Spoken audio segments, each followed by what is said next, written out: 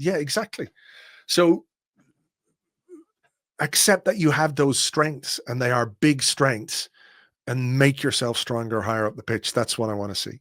And that's why I asked you, especially when I said is Arteta at war with himself, because he's got players individually and tactically that are good defensively. He leaves nothing to chance. But then obviously, where in theory you might leave some players further up, or as you said, leave some defenders exposed, you might lose a bit defensively, but you might gain a lot in an attacking sense because we've got attackers in certain places. And that's kind of, if I'm honest with you, Andrew, what I wanted to see against Liverpool. Like, I know I'm a hypocrite. If it was 0-0 and we gambled and we lose 1-0, we've all got something to say. I actually think that was said last season at the Emirates when people said we was cautious. But I would have said, you know what? If you did gamble, maybe take a defender off or change things. It might not have worked today, but it might work in another incident. That's why I think you're bang on the money. And then I want to ask you then, and I'm sure you've been asked this, like, do you think Mikel Arteta is scarred from that season we scored more goals than the Invincibles? Because that's why I disagree when people say he's not an attacking coach. He has the capacity to do it, but for some reason, you're not kind of doubling down on that. Like, do you think he's scarred from how he was defensively and he's kind of gone the other way? But I mean, defensively, we were very good that season as well. True. Our issue in that season where we scored more goals than the Invincibles was that we couldn't score against Aston Villa, couldn't score against Fulham, couldn't score against West Ham. Remember that game against West Ham where I think they won 2-0 in the end, but basically it was fucking smash and grab at the Emirates around Christmas time. Our issue was not defensive then.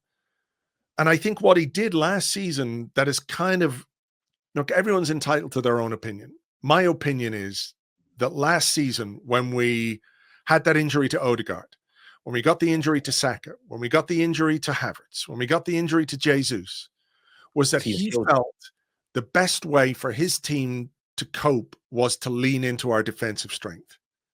You got no choice with them amount of injuries, to be honest with you. That's what I think. I don't think he was scarred by the season that we didn't win the league. I really don't, because for me, that is basically everything Arteta wants from a team.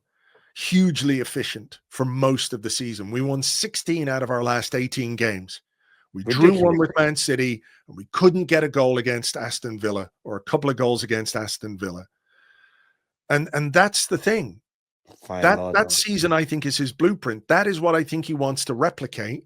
Defensive strength and attacking potency. That is what he wants. And that's what I think this summer has been about. That's what I think it's about. You know, the way we've spent, the way we've got such depth in every position now, that's what I think they want to replicate. Now it's about eliciting those performances, you know, and people won't be convinced until we see this team score goals and create more chances on a regular basis.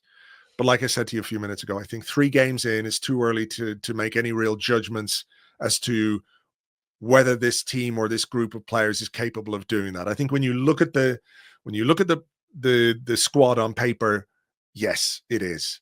Are we seeing it yet on the pitch? No. But then we've been away 2 of the most difficult away games you can have in the Premier League. Away at Old Trafford, even if United have been crap, and away at Anfield. Anyways, it's not a good place to go to. The champions. That you have to take into account when you're looking at the performances, for me. You know, and it's when everybody's cool with it again.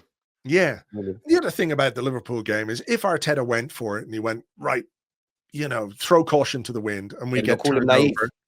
Exactly. Everyone's going to say, when are you going to learn? Why don't you learn? Et cetera, et cetera. You know, so it's one of those difficult ones. You know, it's results based and results hurt people. And I understand that completely. I get it. It's frustrating to lose and annoying to lose. But I think, you know, if we're at Christmas time and we're not scoring goals and we're not creating chances, then I'm getting really worried. But there's a long way to go between now and then. And I think, you know, what we have in this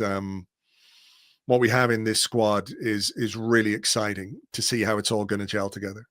And I think the most annoying thing beyond the obvious of a defeat is when you lose just before an international break, even though this is one of the shorter ones, it does leave a sour taste in your mouth. You kind of have to just sit with it. I think every Arsenal fan, even the most balanced of Arsenal fans, knows that every week it's going to be something different with our football club. Had we have beat Liverpool, because some of our fans are volatile, we're going to win the league, we're going to do this. Now it's all doom and gloom. The reality is we've got 7 points from 9. It could be a lot better, but it could be a lot worse. What are we going to do with that? Sorry, yeah. You Apologies. keep Even giving us an better. extra point. I like this. I like your style here. You know, could you add that point on to that season we didn't win the league? Add a couple of points on there, and we're champions, man. I've got PTSD. I guess in charge of the Premier League, and we're lifting trophies. But then even that, like again, you mentioned it. One thing that I'm more confident about this season is the depth, because obviously I look at depth 2 ways. I would rather it be, oh my God, who is Arteta going to play? You know, who's going to be on the bench? All of those kind of things.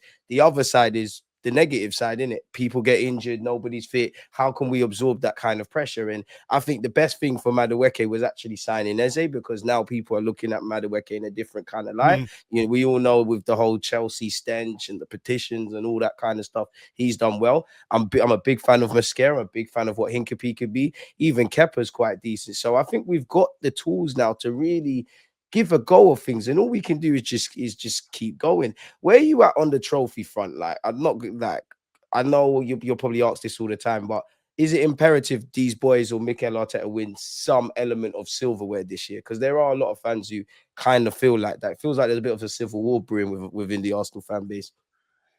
Yeah, I think it is. I think it's really important for the manager. I think it's really important for this group of players as well. You know, it really is important. Like if you're Bukayo Saka and Odegaard and Saliba and Gabriel, like you're playing in a really good team. You know, people forget Arsenal are a really good team. We finished second 3 years in a row. You don't do that if you're not. Flowers, though. You don't. Yeah, of course. And that's part of the frustration, right? That you come so close and you don't win something. But I do think it's really, really important for our best players to win trophies, because I think they're good enough to win trophies, and they will feel like they're, you know, being really close. Like, I do think it's hugely important. Of course it is. Of course it is. That, you know, at some point these guys will think, right, well, where am I going to go now? Because I need to win things. I want medals. I want trophies. You know, I've done my best here, and season after season, if I'm doing my best and I'm not winning trophies, I've got to think about something else, right? I think that's perfectly reasonable. I also think what Arsenal have done this summer, spending 290 million euros crazy on 8 players, tells you that they recognize that as well. They recognize it's time. It's time to win things. It's time to win trophies. It's time to win the Premier League again after 20 odd years. It's time to go the distance in the Champions League for this club. Came close-ish last season. Sad. But look at what we had on the bench when we played PSG. You know, I'm sorry, with all due respect to people like Nathan Butler-Oyedeji and Raheem Sterling. We kids and a guy who just wasn't up for it anymore, you know. And what they've said this summer is that can't happen again. If we get to the semifinals of the Champions League and we've got to go play PSG or Barcelona or Bayern Munich, we need the right tools. You need depth. And the club of, this is what it is. The club have said, we want trophies now. Because we're that close. We're closer to getting over the line than the other way. But that is the message that they're sending with this transfer business. So I don't think anybody who says it's important that Arsenal win trophies this season is being entitled or greedy or unreasonable or anything like that. You know, does it make it a guarantee? No, of course not. Of course, it's really difficult to win the league. It's really difficult to win the Champions League, you know, but I sort of feel a bit like if this team can sort of get this burden of not winning trophies off their back, I think it will liberate them.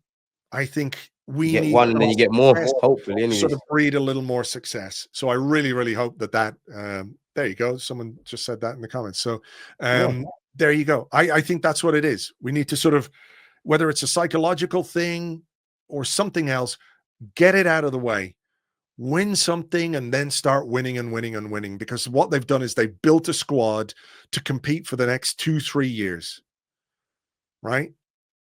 And if we don't win anything in those 2 or 3 years, it's a shame. It's going to be a shame for these players. It's going to be a shame for for us as fans. And I think ultimately it'll be a shame for Mikel Arteta, because I think generally speaking, he has done a really, really good job at Arsenal. He's taken this club from a very difficult position into one where we're sitting here going, people are going mad because we haven't won the Premier League. And You get laughed at finishing second. A few years ago, we were in the doldrums, right? So I think whatever you think of Arteta, or you have to recognize the job he's done to get us to this point. And I would love for him to win trophies. But if he doesn't, then it's going to be somebody else who gets that job. It's going to be somebody else's job. That's how football works. You know? And there's nothing wrong with that, Andrew. As you said there, like, God forbid, but if Arteta left today, from when he walked into now, we're in a much better place. We're laughed at about keeping clean sheets, about Arsenal. Our people get onto Arsenal for being good defensively. That is unheard of since we've moved to the Emirates. And the thing is, if Arteta is the guy to get us over the line, great. If he's the guy that steadied the ship, he could also leave with his head held high. Unfortunately for Arteta, we know you're a good coach. You need to show you're a winning coach now. I know you've won the FA Cup, but everything's been geared up to do that. And people rate you.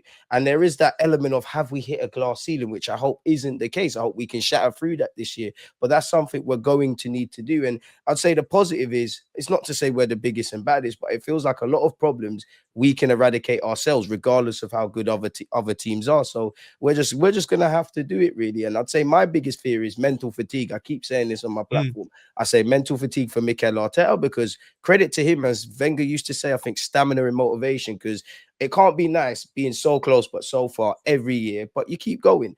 I'm more concerned about the players for that. And then if that does become the case, I'm not trying to, be the guy that says all the doom stuff, but are players going to down tools? Do you get into that element where maybe players need different voices and things of that ilk? Naturally, some fans would say, oh, you get rid of Arteta, we do start again. We just need silverware. I think the players deserve it. I think the fans deserve it. And I think the coaching staff deserve it. So we're going to have to see where it takes us. Where are you at in total with Berta this window, though? Because, I mean, the man joined in March. Not really too much in terms of outgoings or money for outgoings, but incomings he did well. How far removed is he from Edu? Like, I don't want to even get onto Edu, but this seems like something we needed way before Edu even came to the club. We needed this before him. Well, look, there's no arguing with the incoming business. Nobody can argue with that. The money we've spent, the players we've brought in, the way we've, like I said, added real depth and quality in pretty much every position. Can't argue with that whatsoever. Where I think I have an issue is the incoming business, because you can't, we've spent so much this summer. This is unprecedented. We're not going to do this next summer or the summer after or the summer after. We're not going to do anything in January. And part of the reason we're not going to do anything in January is because we didn't sell well. We only brought in 10 million euros. Now, I know the Kiwior deal will bring in some money next summer, and that's fine. And I know that some of the players are not the most high profile or not the most wanted, but I do think we have not extracting any value from Karl Hayne, who's an international goalkeeper, Alexander Zinchenko, multiple Premier League winner, by the way. His stock has fallen at Arsenal, but you're still Edu probably done us a favor. Yeah, Edu did us a little favor there on deadline day. Fabio Vieira, Albert Zambi Lukonga, Reece Nelson. I'm not saying you should be getting 20 million for these guys, but you should be able to get something. And that, for me, is where the question mark remains over Andrea Berta. Brilliant, 10 out of 10, more or less, when it comes to incomings, 1 out of 10 when it goes to outgoings. How much of that is on him? We'll have to wait and see. Maybe in another couple of windows, we'll say, hey, look, he's a guy who can sell players well.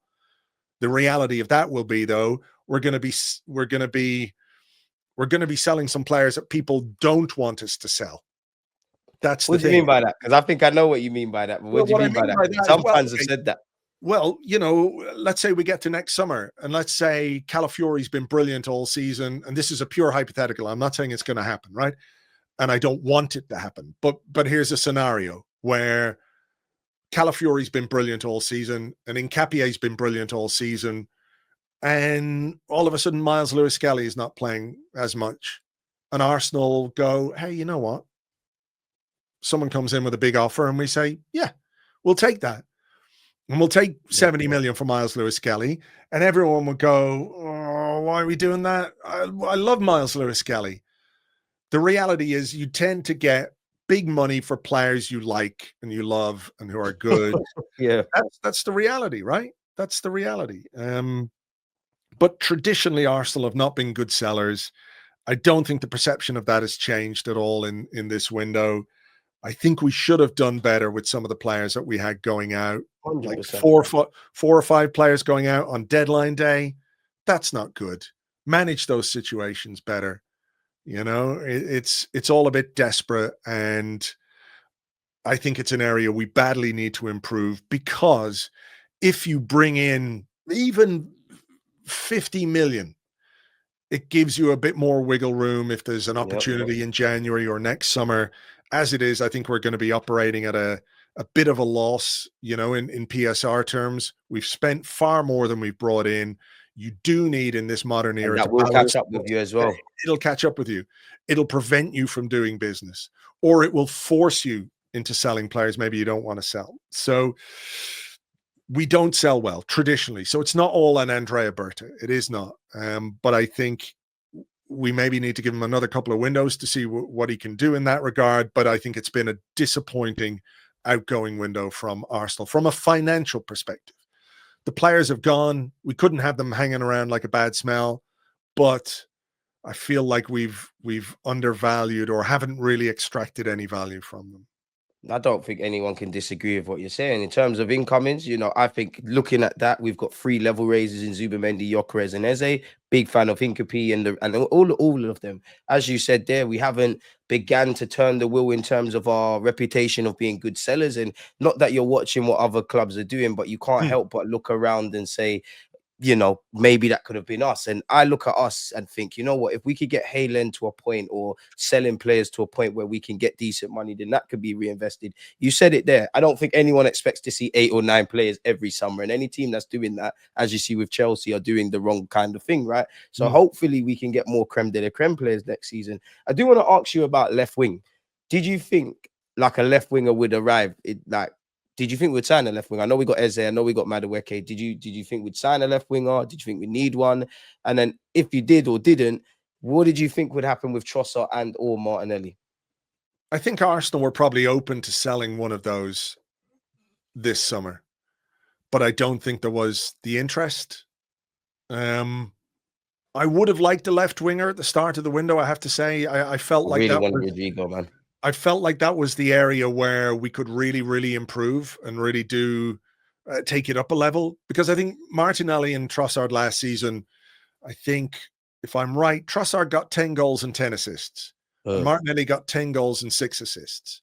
So that's like, they're reasonable. They're not brilliant, but they're not terrible numbers. That's squad players, all right.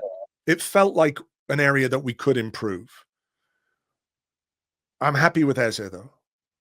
I'm happy with Eze. I know we were linked to Rodrigo. I feel like the money would have been way too big. I don't think the improvement would have been worth the fee and the wages. And I think if we bring in Rodrigo, we're not getting Eze. And if you ask me, I prefer Eze than Rodrigo, to be honest, even if he's not traditionally a left winger. I think we have options out there now as well. You know, Madueke can play out there. A left-footed winger on the left-hand side gives us something different. He can stretch the play a little bit. I think he is more comfortable on the right. And obviously with Saka out, he's going to play there for the most part. But I think I'm pleased with how we can do things differently from that left-hand side now. I still think long-term there are going to be some questions over Martinelli, question over Trossard.